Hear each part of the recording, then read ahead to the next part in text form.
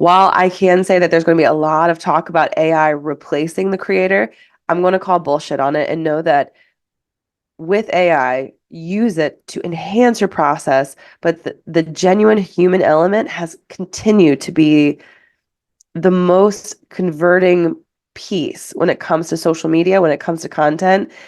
So the idea that we're going to be replaced is not true, but deciding you're not going to use these very supportive systems to your brand and what you're building, that's not good either. Welcome to the Limitless Podcast, the show where women entrepreneurs become radically aware of their limiting beliefs, learn to value their worth, generate wealth, and to thrive as a magnetic brand leader. I'm your host, Jamie Ratermann, a six-figure holistic business coach. I've helped over 100 rebellious entrepreneurs master marketing, embody leadership, and say fuck it to the hustle. Let's dive in. Hello, lovelies, and welcome to another episode of the Limitless Podcast. I am coming to you with that little bit of like a head cold, one of those things. So I'm thinking I'm sounding like Phoebe from that episode of Friends where she thinks she has this sexy voice. I keep like having that in my head of like, I think she like sings like sticky shoes, like, and she's all that like very moody. But in general, I'm thinking I sound just fine to deliver to you this year's predictions for 2024 marketing trends. And I think it's really fun to do these episodes at the end of every year, just for the fact that we learned a lot about what worked really well this year, and we get to decide how we're going to adapt and move it into the next year. So in general, I'm really excited to talk about exactly what I forecast and see, but also how you can use this to your advantage walking into 2024 for your marketing and your business. So I have 1, 2, 3, 4, 5, 6 particular predictions and trends that I want to talk about. So let's go ahead and dive in right away so we can get into the goods. So the first 2024 marketing trend that I think we all are not going to be too surprised to hear, but really is going to be something that's talked about consistently is AI assisted content. So I put AI assisted specifically in there because that's going to be what I tell you to, or what I recommend that you do, just because AI is going to be taking over a lot of the things that can be time consuming in marketing. There's everything from creating your own avatar who speaks for you. There is absolutely AI generated photography, AI generated video, AI generated scripts. There's going to be so many ways in which AI is going to allow people to become more of a content machine, being able to put out content, being able to make sure that they are visible in many places. But the biggest thing I really want to kind of hit on this is that whenever we're thinking about I want you to think about it instead to focus on how it can enhance your current content process and reduce the time that process takes. So one thing, like in particular, I think if you all listen to the episode with Nicolette, we were talking about the different aspects of video, like Canva, for instance, is saying, "Oh, let's create an avatar." One thing about AI, the VR experience, all of the things is that a lot of there is the people who love to run into that digital world, and there are a large portion of us that feel that we need to be more connected to the earth. We need to be more connected to who we are. So this idea that we're going to all immediately just be into avatars and digitally audited video and like think that we're going to enjoy it only content that way, I'm going to call bullshit. I'll talk a little bit more about that at the end of the episode, but the biggest thing is that AI can be there to support you, not to take over the show. So here's 4 ways I think that you can use AI when it comes to 2024. First and foremost, I think one of the best ways I've seen AI used, especially amongst my clients and myself for that matter, is that you can brainstorm new ideas. Let's say you're feeling like you are in an idea rut of sorts, that you don't like, you're not really sure what direction you want to take. If you can open up ChatGPT and be able to ask it, okay, my ideal client is mothers who are looking to get healthier for their children, like be able to say, I really want this to be more of a compassionate view of training them. I also want it to feel sustainable in their life. if you add those details into ChatGPT, it'll spit out some ideas for you. Some of the ideas are not going to make sense for you, but some of the ideas are going to be able to spark the inspiration that you absolutely need. So what I love about the way I've seen ChatGPT used for a lot of my clients is to be able to utilize all of the brand work that they've done so that the results they do get end up being things that they can use that are likely not going to be used everywhere else. So just using the example I just gave, I brought in my ideal client. I knew exactly who she was. I knew what her motive is or why she wants to get fit, but also too, I brought in some core brand values of I want this to feel sustainable. I want it to feel compassionate. So it wasn't going to be the drill sergeant, it wasn't going to be the boot camp style training that you might see on another brand. So being able to use ChatGPT, but in a way that you are grounded in your brand is only going to support you when you're trying to generate new ideas. The next one, which I love, is to the idea of shortening your editing time.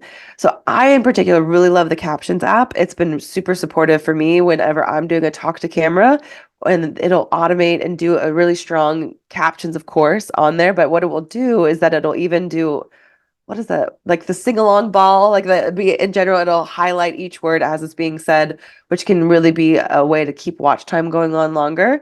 But what I love even more about it is that it'll generate a headline idea for me. It'll also generate um, ways in which um, I could enhance the video itself, getting rid of ums and likes, things that I'm always working on, of course. It'll edit out things that didn't feel like it was necessary if I allow it. So there's all of these features just within the Captions app that'll allow for me to take out a lot of the time-consuming small editing pieces that might come along the way. There's also so many other ones. So Nicolette and I brought up Opus, which was one that you can take long form video and it'll chop it up into shorter pieces. There's also things like it's a funny name, but it's called Get Munch.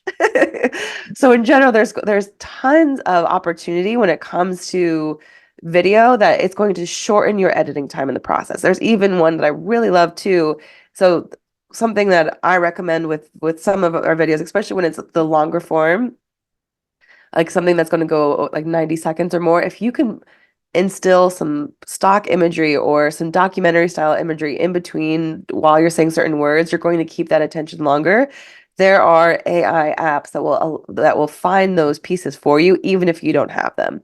So a lot of this is just going to only allow you to have more of a robust video process, but also reduce that editing time. What I love most next is that a lot of people, when they talk to me about SEO, they kind of get hung up about how to choose their keywords, what's going to be the best thing for them. Identifying keywords has got to be the easiest thing that you can absolutely do. So if you're able to, just like I said before, give something like ChatGPT or I think Google's is BART. That if you are able to give that in general your objectives, you're able to give your brand, you're able to share like what your ideal clients will likely search for a little bit to ChatGPT, it'll generate new keywords for you that you can decide are going to work well for you. I have like an even bigger prediction, to be honest, is that with SEO, it's going to continue to be important on all platforms, but I could easily see, maybe not next year, but I think it'll start to be developed next year, that the AI might be a place where ads start to begin, where you ask for something and certain companies can pay money to be the first thing that comes up in their responses. Just the idea that not only does the two search platforms, they're the ones developing these AI systems, I could easily see that instead of us going to search Google, we're going to go search BART, we're going to go search on ChatGPT. So the idea of the search functionality on these AI platforms is going to be big. So start now. Use it to identify your own keywords so that you can be higher on TikTok, higher on Google results, higher on Instagram, Pinterest, all of these places that are already using SEO and their algorithms. The last one, which I think is going to come up again later in the episode, is this is an optimal place for you to repurpose video. For you to repurpose your content. So in general, if you are looking for ways to make sure that you are more visible, say you're wanting to get more blog posts up, you're wanting to be able to populate your script into numerous versions of of graphics on different places. You're going to find that AI is going to support you in this way. So there's AI systems that will help you take any type of video that you have, be able to grab all of your script from it and help you to bring it into little snippets along the way. So what's going to happen is it's going to take your script and give you the words that were the most dynamic, and that can turn into a graphic. It's going to take your long form video and say, here's the top 3 headlines we think you should have for a blog post. All of this is just going to really allow you to hit those visibility goals big, to be that content machine that we know is only supportive to your business, but also to allow for you to just enhance your processes. So while I can say that there's going to be a lot of talk about AI replacing the creator, I'm going to call bullshit on it and know that with AI, use it to enhance your process, but the genuine human element has continued to be the most converting piece when it comes to social media, when it comes to content. So the idea that we're going to be replaced is not true, but deciding you're not going to use these very supportive systems to your brand and what you're building, that's not good either. So know that the genuine human element behind your business, so AKA how well you know your clients, your brand and what you represent, in general, the kind of mission that you're putting out in the world, all of that is something that you own within you, that those emotions, those feelings that AI just can't really get, thankfully. So that you can resonate with those people, but you can use AI to make sure that you get your purpose out there in the world a little bit bigger. I can't talk about AI without talking about the previous year's biggest trend, which was video content marketing. And guess what? I can't not have it on this list again for the fact that it is going to continue to have dominance. 83% of marketers in the past year have said that videos have given them direct leads. In general, that the use of short form video by itself is bringing in bigger leads into their business. Now, this makes complete sense. Video has a different energy than most of the other content that's out there. Part of that is that it holds our attention longer. It gives the energy of the brand, and it creates more of an experience than any photos or graphics can just do alone. Now, I'm not trying to say that means that the photos and graphics are out. It's just that you absolutely want to have a video strategy for your brand going into the new year. You want to think about, okay, maybe this year I dabbled, I want to up the ante. Maybe this year I posted a lot of video, but I could get higher quality so that I could stand out amongst my peers. Or maybe I've been doing one style of video all year and it's time for me to try a different style that could just make a little bit of a shift in my feed so I can grow a little differently. We'll continue talking about that. I know that in general you can listen to me in Nicolette's episode, but I want to lean in a little bit more to tell you where and how you can kind of draw your attention to the platforms that are using these videos the most.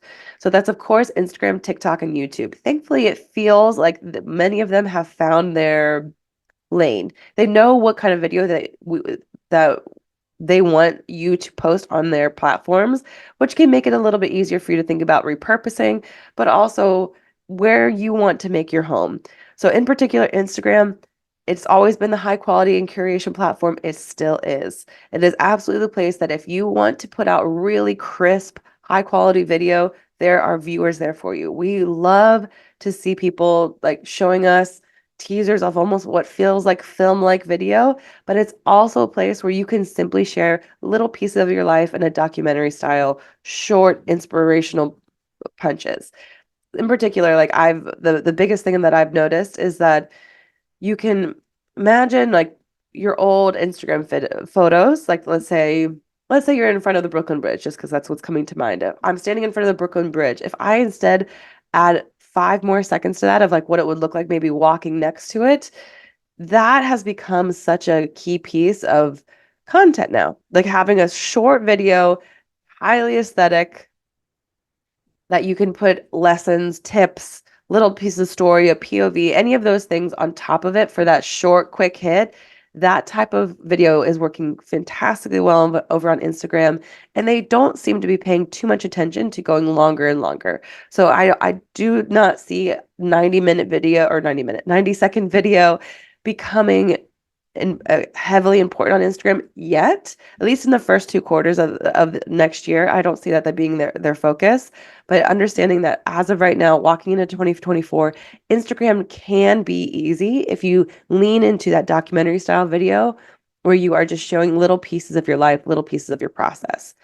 TikTok is a completely different place. For all of my talk to camera people, it is your home. They love really off the cuff, unfiltered talking to camera video over on TikTok. So there's a lot more community over there in general. There's a lot more people commenting on each other's videos, asking questions, really being able to kind of create a series around it. So TikTok is more informal when it comes to Instagram versus TikTok. It's a lot more, there's a lot more personality driven. It's a little less, you don't want it to feel too businessy at the end of the day. Instagram, you can make it feel a little more businessy, that you're kind of pushing what is going on in business. The one thing that has been really interesting though about TikTok is that their 10-minute video has become a large part of their For You page. For many of you, if you've listened to my other podcasts where I talk about how I create boundaries around social media, I have like 15-minute limits on doing a regular scroll from time to time. And I will hit that 15-minute scroll and I'm like, I watched 2 videos. What happened? And what's it's telling me is that one, TikTok is really able to find really strong storytellers and they're putting in them For You page, but they're also pushing that like I think right now 5 to 8 minute video over on TikTok is working quite well. So the idea here is that you can have a more relaxed video process. It is more time consuming over there because it's only video, but the better you get at video, the more I'm going to tell you that TikTok should be your place. Have a good time over there. You're going to be able to grow across many platforms for the fact that TikTok is still dominating across social media platforms, specifically in those SEO standards. So you're going to be have that higher discoverability. We'll see if that changes though. Last but not least is YouTube. YouTube has absolutely found its place. It is still paying creators more than any other social media platform when it comes to creating content on there. So you're going to see a lot of repurposed content that came from TikTok or Instagram coming right on over into YouTube because it has the longest shelf life over there.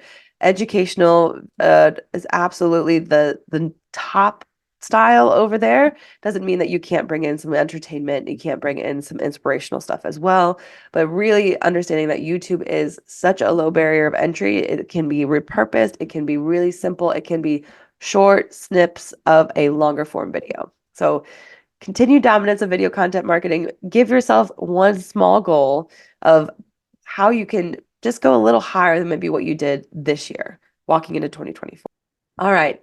I can't not give my wordsmiths a little bit of a shout out. I need my wordsmiths to know that you still have places to be. For anyone who's listening to me talking about video content and going, okay, James, I want to, but really, is that all that there is? No, there's options for you.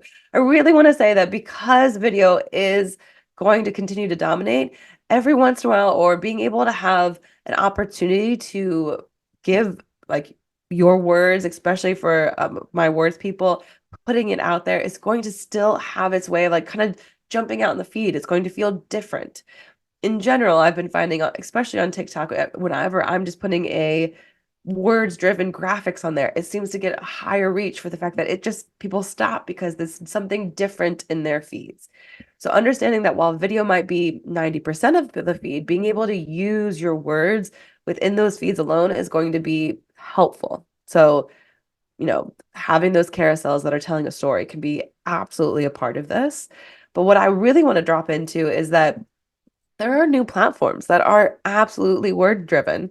So first and foremost, not new, but I still feel like it's about to have its biggest year yet because it's been climbing over and over again. LinkedIn. LinkedIn is still a huge place for entrepreneurs who are wanting to carve their corner out of the internet, being that thought leader, really talking about how their business is making a change. Words are the driver over there. They incorporated video, they incorporated graphics. I tell you that those are great. Doesn't mean you can't use them, but I would say if I'm giving you a strategy right now for LinkedIn, the majority of it should be words driven posts, longer driven posts. So if you miss the days where you loved writing the long story driven captions, LinkedIn is your place. So in general, if you want to utilize your wordsmithing, your skills, being able to tell a strong story, LinkedIn is there for you. I'm going to tell you, use it, use it, use it. If you feel like it's only a place for recruiters and job hunters, I'm telling you, that was 10 years ago, maybe. It is absolutely focusing so heavily on its creators and being a thought leader space. A large portion of that is because of the, let's call it turmoil of formerly Twitter, now X, and how that used to be that place where thought leaders got to meet.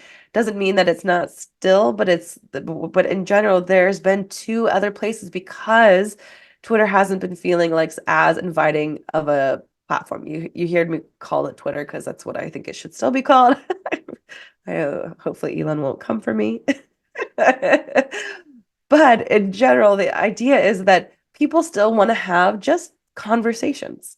They want to have this ability to share ideas. So Threads is still a place. Now, I think I could absolutely see that there's going to be an upgrade on that platform where you can kind of start to save people you really want to share. You can start to see on hashtags so you can really grow outside of who you follow over on Instagram. But I will say that Threads can absolutely be a strong place to generate conversation. I will say the way I've used it this year has been more about talking with others who I maybe feel a little shy to over on the gram, or feel like my comments are going to just be in the mix of everybody else's. It feels like a more direct connection than anything else. But also too, there's a new social platform that one of my sprinters actually let me know of called Blue Sky. So Blue Sky seems to be the place where a lot of like journalists, reporters, um, professors are heading over to. And guess who founded it? It just makes it even more fun. Jack Dorsey, aka the original founder of Twitter. So this place is ultimately is seeming like a more positive environment than what maybe X is currently. And also to kind of goes back to the goal, the core of what Twitter was supposed to be in the first place. So if you are looking at the next year and going, where can I share my words driven pieces? You have places, of course, on TikTok, on Instagram where you can do those things. But if you really want that to be a primary form of what you share, LinkedIn, Threads, Blue Sky potentially, all can be there for you. We'll see how what happens with X in the next year, but knowing that they've lost a lot of their ads and marketing, it's in turmoil, guys. It's just in turmoil. Let's just leave it at that. So you've heard me talk about all these platforms, different places to be. Something that's been trending but is going to continue to trend is your ability to treat your business kind of like a brand, like kind of like a media brand in its own way. So my next trend is repurposing skills, and I'm going to put a 4.0. So in 2024, if you haven't figured out how to repurpose your content, make that a priority. Make that a priority. So a lot of what's kind of been happening is that we don't love to be sold to, or when we're sold to, we kind of like our attention spans immediately drop, because usually when we're coming to social media, we want to be inspired, educated, entertained. So part of that, even more so, is that in the past few months, there's been a notice of people just holding on, not buying as much as they used to, which means that the more you can focus your marketing on building that trust, the more you can focus your marketing on having someone feel as if they know you, the better everything is going to perform when it's time for you to sell your products, when it's time for you to sell your programs. So there's been a lot of just talk about brands being their own little media companies. Now, I say that, and I know all of my entrepreneurs listening to this episode are going, oh, but Jane, I have enough on my freaking list. The way you said that just makes me like want to recoil. I know, I can hear you. I can hear you, which is exactly why I didn't say we were all going to become media companies, guys. I said we're going to become fantastic at repurposing. Now, I gave you a couple of ways that you can think about this in the AI part of this episode, but I really want you to think about as you walk into this, it's not about creating tons of new ideas, tons of new content ideas, but it's about playing smarter, not harder in this process. So let's talk about this. A good idea for your brand has three important elements. It is strong. It is something that you're passionate about, aka you love, you enjoy it, but also too, it represents your brand. You have put your spin on it, and your ideal client can see themselves, relate, resonates with it in some way. So that's what a strong content idea might look like. So how can this take form? You can take one good blog post, and I've got a couple blog post people in my marketing mastery crew right now. I've also been talking a lot about it with my Thrive and VIP clients, where they are thinking about how they can focus their energy on like strong pieces of content and then allow that to be something that they shift and display across their content calendars for the rest of the month. So taking one strong blog, being able to think of that, that's usually about 1,500 words is what most, if you want it to be SEO searchable, taking one strong blog, that can turn into at least 6 Instagram posts. So whether that's educational, inspirational, thinking about how those formats can either turn into carousels, they can also turn into reels. So taking those original ideas and being able to think about how you take one paragraph or a few sentences that you know are strong and turn into another place in another format. Understand that there's also algorithm support. The more that we lean into an SEO style in our algorithms, the more that people are not going to see the same post that you posted on LinkedIn and Instagram on the same day. They're going to see it probably different times in the week. I love actually sometimes when I'm in my own algorithm and one of my clients post comes up to me and I'm like, oh, this is amazing. I'm so glad you did this. And then they'll be like, and I'll realize it was 6 days ago. And it's really realizing that that our content, especially our good, strong ideas, like I said, has such a long shelf life with how these algorithms are changing. So knowing that if you come into 2024, really knowing your content, really knowing your brand, the algorithm is going to allow you to post it in more than one place without making too many changes and being able to have it be seen, get your visibility up, all of the above. Now, videos to blogs and graphics, I talked about this in the AI section, but the idea is if you do any type of long form video, if you write out a script of sorts for a reel, why can't that also be a carousel? If that script is really strong, it has the hook, it has all those pieces. Think about how a reel is more geared towards growth, getting new eyes on you. Carousels might be more geared towards conversion. I'm telling you right now, you can use the exact same words, but just in a different visual, and it's going to be able to get you that visibility but with a different reaction. Also, of course, all of this comes around to thinking about how when you tell a strong, compelling story in video through a blog, how you can take pieces of that, add your sales content into that, and it becomes an email. So I want you to realize that it's not always about, okay, if I'm looking at a month's worth of content, I'm going to say, oh, I've got to create 30 ideas. It might be 5 strong ideas and then creating 30 type of visuals that come from those 5 ideas. So for any of you who love Tetris, this is what it can kind of look like whenever you're doing repurposing. It doesn't have to feel so much like, oh my gosh, I have to be this artist, this creative person who's always generating ideas. This is where we just get to display strong ideas in different ways.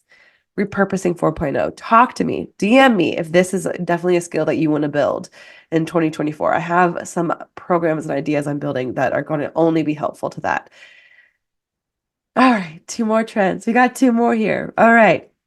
So we've talked a little bit about a couple of things when it comes to content, but I really want to draw more into the fact that every year when platforms mature, when we're seeing new types of formats come through, the brands that come out on top really understand something really important, and it is dynamic storytelling.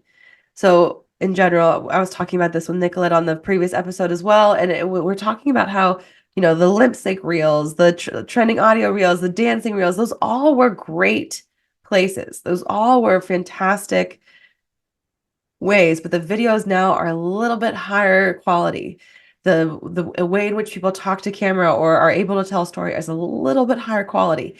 That's only going to continue walking into 2024. So your ability to hold attention is a big deal, is a key way. So I am going to forecast to you that 5-minute videos are going to be a part of what we do. And whether it's on YouTube, whether it is on TikTok or LinkedIn, or eventually over on to Instagram, you're going to find that 5-minute videos, I feel, are going to have their place. There's going to be new YouTubers. I've been seeing it already happening for anyone who jumped onto YouTube just to drop the short form style. I've also seen them doing long form video as well. And then, of course, podcasters. Podcasts are absolutely still growing, which I love. By the way, still like this, my own podcast is one of my favorite forms. But in general, all of these places is longer form content. So that whole goldfish analogy is just kind of BS. I really love that. Okay, I really love this idea that like people were like, oh, our attention spans keep getting shorter. In general, we adapt to our environments. For a while, yes, all of our attention spans are getting shorter, but if we start to lean into these longer form content, we're going to find that we have that longer attention span. Perfect example was what I was sharing earlier about TikTok, is that I realized I had watched 2 videos and I'd reached my limit, and I was like, I didn't realize I was watching 5-minute videos. So what happened there? It's really about dynamic video, but also too realizing that sometimes we want to spend time with people. We want to spend time with a brand. So the goal here is the longer you can have potential clients spend time with you online, the more likely they are to buy. That's the whole point of content. That's the whole point of building these things, is that the more content you can put out, the more people spend time with you, the more likely they're going to be like, I think I want to maybe be more in this person's universe. I want to be more in this person's brand, or I finally want to buy that product that made me interested in them in the first place. This is the goal. So this is what I'm saying. The trend here is we're going to find that there's going to be a solid mixture of short form, dynamic storytelling, and long form video. So in 2023, me talking about really getting the attention from your ideal clients might have been churning out lots of short form video. In 2024, that's going to instead mean that you create a really strong long form something, whether that's video, blog, anywhere in between, but in general, strong storytelling that gets viewed in its entirety. Think about those 5-10 minute videos that you could put out, or longer form series that you're doing, or thinking about in general how people want to spend longer time with you. But in 2024, that storytelling is going to become high priority for that longer watch time. And then you can cut those pieces into snippets that turn into also that variety of that short form. So this is what I'm saying. If you have always been a strong storyteller, it's your year. If you in general are trying to think about how you can hold a longer watch time, this is also going to be an opportunity for you to build that skill. All right, the last one, and I wanted to keep it to the last one because I hope this trend is something that keeps you really excited, is that number 6, my 6th trend of 2024, is that genuine humanity in marketing is always going to go prioritize over everything else. Okay. So the genuine humanity in marketing is still going to be a priority.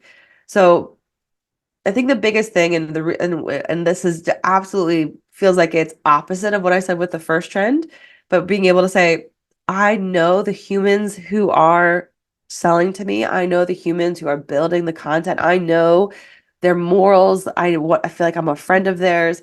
I feel like I know them. That is being genuine online. That is being authentic online. That is also allowing somebody to see your brand as something that's going to take them to where they want to go. Or for my solopreneurs, or like thinking of you as their mentor, all of that is going to be heavily important. It's not going anywhere. AI is not going to replace how we want to feel connected with real human beings. I ultimately think there's probably going to be the opposite, where brands will say, no AI built this piece of content. We did it ourselves from top to bottom. Like there's going to be people that are like, we're all AI, look how cool this is. And there's also going to be the other side of the spectrum where there's going to be somebody saying, we use no AI so that you felt like you were talking to a human. Both are going to have their own appeal, but the idea is that for us to feel joy, happiness, for us to feel connected, resonate, we want to connect with real humans. Social media at its core is about connection. Period. End of discussion. We don't want to connect with just posts that don't make sense to us. We want to connect with people who are sharing something important about what they do in their lives, which is exactly what I'm about here. If you just tuned in, hi, social media gets to be a place that helps you enrich your life. It can be. So you want to, of course, bring your humanity to it, and this will be a competitive advantage for you. So, three ways you can make sure that this is a key part of what you're doing. You want to think about your brand values. Now, when I say brand values, usually somebody goes, oh, so I got to get political, or I've got to stay up on everything that's happening in the news. I'm not telling you to do that, actually. I'm going to tell you that it's important for you to think about yourself as a resource when news is affecting the majority of your audience, of thinking about where your stance is on it, or in general how you feel about it can be something that you decide. But this is truly brand values is about displaying and sharing your why on a regular basis. Not that, oh, I built a business to make money, but the idea of like, I built this business because I wanted to see these changes. I wanted to see all of you feel more free in your life. I wanted you to be able to live in abundance. I wanted you to generate wealth. I want you to love your home. Like all of these small whys and the stories behind them are only going to get more important. So part of this means that you can absolutely choose initiatives that you support. So like this is like when I'm talking about this is my when initiatives can be, climate change. It can be women's rights. It can be something that can be considered political. But the idea here is don't hop on everything just because that's what's happening in the news or that's what people are telling you you have to talk about. Think about what initiatives that you want to get behind. And I would tell you that probably more than two is too much. Like just think about what your brand is about and allow that to shine through on a regular basis. It should feel natural. It shouldn't feel forced. I just want to put that on there. Within this is you want to find the core values underneath your brand. So when you want like what essentially a core values are like what adjectives, what descriptor words would you like your brand to be associated with? That's it. What would you like your brand to be associated with? When someone's saying, oh, I've been really wanting to feel better in my body. Oh, you should talk to this trainer that I follow online. This is the idea, right? So think about your core values. Now, somebody will hear this and be like, okay, one of my core values is education. It's not a core value. That's a key part of what all brands give. So I want you to think adjectives. Okay. I want you to think about, in general, personality pieces, if you could put it next to it. So for me, my brand has a lot to do with being meaningful. My brand has a lot to do with curiosity, feeling powerful. All of those things would be things I would love to be associated with. I think I'm going to be coming out with like how to really depict your core values. I'll make sure you all know about it, but these are essential. But once you know them, think about the stories that allow you to feel that these are important values of yours, aka backstories of your brand, backstories of you as a leader. So let me just use curiosity as one of my own core values. I decided to be a journalism major because there was no way that I felt that I would be sustained by one particular avenue. This is also why I love marketing, because I get to help people in different facets and get to learn about their businesses. So my own curiosity allowed me to have like have a fashion course, an economy course, an anthropology course. That was something that was built into that educational experience, and it still holds true today. I think my dad is still happy that I got a minor in marketing because it was such a great space for me to have. I was recently talking about that, so that's a separate caveat. But the idea is that my curiosity has been around since I was 18. It's been something that I want to be able to help people of all different backgrounds be able to build themselves up using what I've learned in my own skills because I'm that curious, because I want to know you, and because I do ask a lot of questions to get you to where you need to go. So all of that is built into how I coach. All of that is helping me find the core of what makes you you. So that's just an example. Think about your core values. What in what ways have you displayed those in your life or in your brand's history so that you can showcase that online? The last piece, and I think this is going to be important when we're talking here, authenticity is a big part. Authenticity is people feeling like they know you. Being genuine online is people thinking that, oh, I know the creator behind this brand. And I know there's some content out there about like how not to show your face with your content and different things. And that's absolutely something you can do, and that's okay. But I will tell you that the more that you can show the person who's building your business, the person who is so attached to the mission of what's going on, the more likely someone is going to want to hang out with you. Our energy is something that is giving us a competitive advantage over and over again.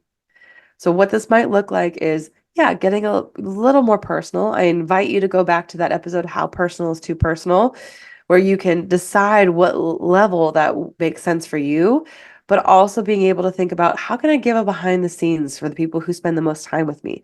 How can I share these stories that might feel vulnerable now, but will be empowering later? How can I talk about just me or simply turn the camera on me so that they know who I am? The idea with a strong brand on social media is that we feel like we know you. We feel like we're your friend, so that when it comes down to it, we will cheer for you, we will root you on, we will tell people to go follow you, we will be waiting for the opportunity to buy from you.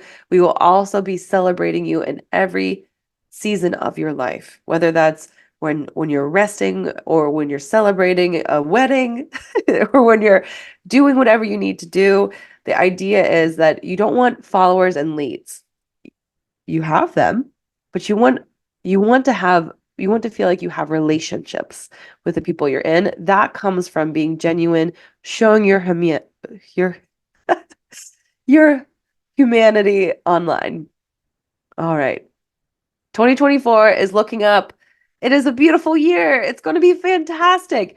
The Let me just run you through the 6 trends that I am forecasting. AI assisted content is going to be a huge part of what is going to help you out. A continued dominance of video content marketing because, guys, it is amazing and it also is generating so many leads for brands.